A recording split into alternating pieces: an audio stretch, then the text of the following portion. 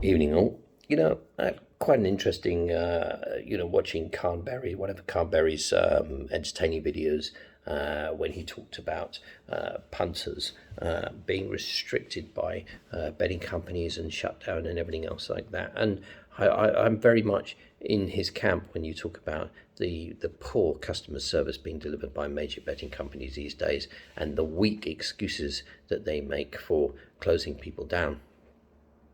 In my view, a punter is somebody that's involved in the business of risk. In other words, in simplest terms, if they have £50 on a horse, they're prepared to lose that £50. They may well be seeking the best value, the best price, and that's perfectly acceptable. They may be doing a lot of form study or taking bets, or taking advice from a tipster or whatever.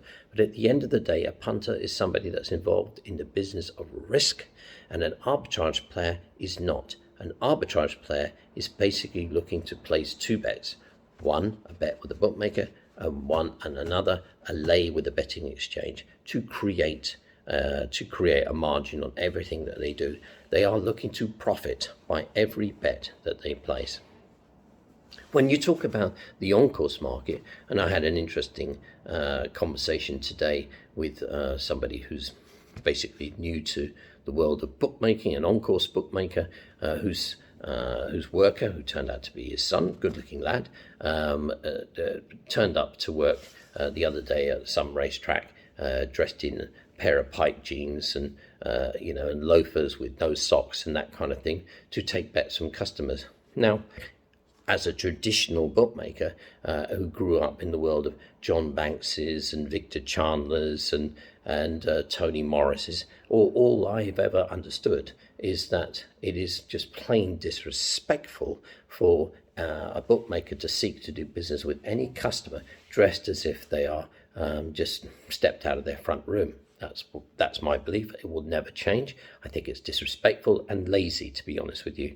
And it's going nowhere. That kind of business practice, if that's your customer service, customer-driven message, and you're living in the world of Bet365, I'm afraid you are bound for failure. But more importantly, when one talks about the oncourse market, there's a divide in the oncourse market. It's been prevalent for the last 10 to 15 years now between traditional bookmakers, those again that I say are involved in the business of risk. That would be companies like Star Sports or John Christie or Barry Dennis or myself, who basically stand there and lay horses, and we very often have impressive liabilities on one or two selections per race. We are traditional bookmakers, and although we bet to margins and figures and percentages, and we understand these things, we are hoping to get as many of these risks beat during the course of the day to make profit. Unfortunately for the oncourse market, what's happened certainly over the last 10, 12 years, is that most of the bookmakers and most of those new firms that have come into the game are basically arbitrage players. They may call themselves bookmakers, but they are engaged in the business of arbitrage. They rarely stand horses for anything more than 50, 80 pounds, that kind of thing. I've seen it at the Derby, looked at, several bookmakers, so-called bookmakers, or arbitrage players, I call them, and I've looked at their risk for the Derby favourite, and they might stand the Derby favourite for £100, £100. They'll create a good book, basically, by taking the cash from the customers and hedging it back onto the betting exchange almost immediately to create margin, to create profit. It works to a degree, but for the customer, it's boring. In fact, it's not boring, it's fucking boring. And the reason why it's so boring is because for the customer, who's looking for the betting ring for his fun, he's looking at a row of arbitrage players all offering the same price on every horse. And the reason for that is because all these arbitrage players are basically following Betfair until they go blind, staring at the screen, and hedging all these bets. And so effectively, the exchange is governing the oncourse market. There's no competitiveness anymore. And lads, That's what customers are looking for. That's why, for example, in the online market, customers are looking at mediums like odds checker to determine the best prices available for their selection.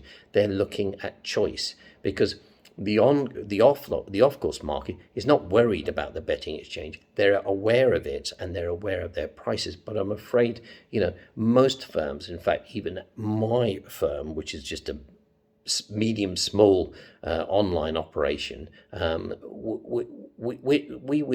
business that we take would dwarf the average liquidity available on betting exchanges. And I can only imagine companies like Bet365 would laugh at the inadequacies of modern day betting exchange compared to the risks that they take. So when one talks about the online betting racecourse market, and don't forget they operate many restrictive practices. If you compare the oncourse market, it's very restrictive in terms of place odds, for example, 16 to 21 runner handicaps. Just about everywhere in the ring, apart from the traditional dinosaur bookmakers, will be betting to a fifth of the odds. A fifth of the odds. In fact, up until a few years ago, when I got together with some major firms to stop the practice, some bookmakers were betting to a fifth and a sixth of the odds in the Grand National. The Grand National, for goodness sake, was being offered at restrictive place terms. So we see this in the ring, whereas you look at the online market and you're seeing best odds guaranteed, and you're seeing money back deals, and you're seeing about bonus prices and all this kind of thing. So the online market is highly competitive, whereas the on-course market is simply driven by one thing: the betting exchange price. And woe betide you if you walked up to one of these arbitrage players and they had 8-1 on their board, and you said, I'll have a 10,000 to 1,200 each way with you. You're simply not going to get a bet like that.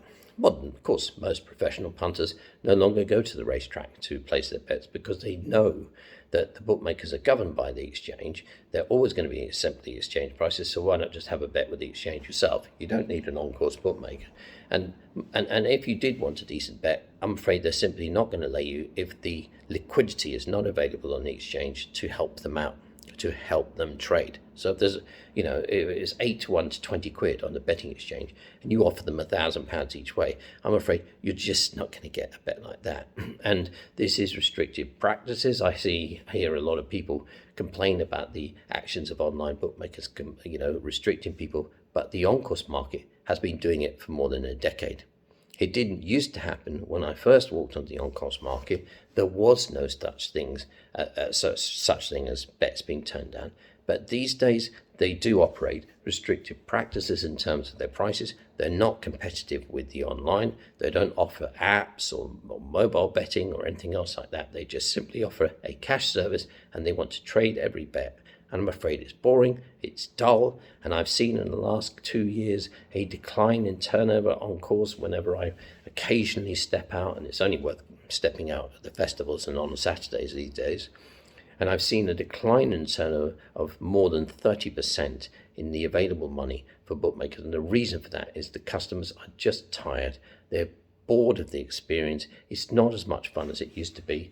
And I'm afraid, lads, unless you mend your ways, unless you put your business heads together, and there's a lot of impressive minds out there, but unless you put your business heads together to find a way to compete more aggressively with the off-course market, the online market, I'm afraid long term, with your expenses, you are bound to fail. Sorry about that, lads.